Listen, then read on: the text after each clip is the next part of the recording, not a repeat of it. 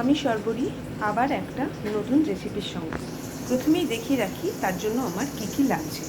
এখানে আছে একদম কুচি কুচি করে কাটা পেঁয়াজ, ক্যাপসিকাম টুকরো করে রাখা, পেঁয়াজও এইভাবে বড় বড় টুকরো করে রাখা, টমেটো এখানে টুকরো করে নিয়েছি। এখানে রেখেছি আদা, রসুন, কাঁচা লঙ্কা, টমেটো কুচি, শুকনো লঙ্কা যেটা আমি বেটে নেব। গোটা গরম মশলার মধ্যে আছে জিরে, আর এখানে আছে দারচিনি, একটা রেখেছি জয়িত্রী, আর রেখেছি ছোটো এলাচ, লবঙ্গ, একটা শুকনো লঙ্কা। দইয়ের মধ্যে কয়েকটা মশলা রেখে দিয়েছি, লঙ্কা গুঁড়ো, হলুদ গুঁড়ো, জিরে ধনের গুঁড়ো, ভালো করে মিশিয়ে নেব। আদা, রসুন, টমেটো, কাঁচা লঙ্কা, শুকনো লঙ্কা ভালো করে পেস্ট করে নিয়েছি। এই পেস্ট থেকে আমি চিকেনটাকে ভালো করে ম্যারিনেট করে নেব। চিকেনের মধ্যে নুন, গোলমরিচ, আদা, রসুন, টমেটোর পেস্ট আর একটু সর্ষের তেল দিয়ে ম্যারিনেট করব। দিয়ে দিলাম কিছুটা পরিমাণ সর্ষের তেল।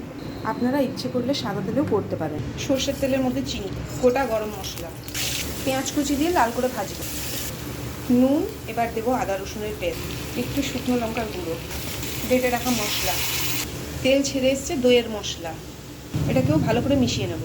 বড় টুকরো করে রাখা ম্যারিনেট করা চিকেন, তেল ছেড়ে দিয়েছে, দিয়ে দিলাম। খুব ভালো করে কষিয়ে নিতে হবে। 10 মিনিট ভেজে নেওয়ার পরে এবার ঢাকা চাপা দেবো। আর একটা কড়াই বসিয়ে দিলাম ঘি, মৌরি, কাঁচা লঙ্কা, পেঁয়াজ, এরপর ক্যাপসিকাম, টমেটো। 1.5 মিনিট নাড়াচাড়া করার পর ফ্লেম অফ করে রেখে দিয়ে চিকেনের লাস্টে মিশিয়ে নেব।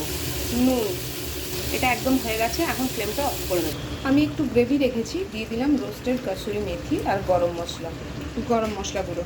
ভেজে রাখা পেঁয়াজ ক্যাপসিকামগুলো দিয়ে নেড়ে ছেড়ে এবার নামিয়ে দেবো। চিকেন দো পেঁয়াজা রেডি।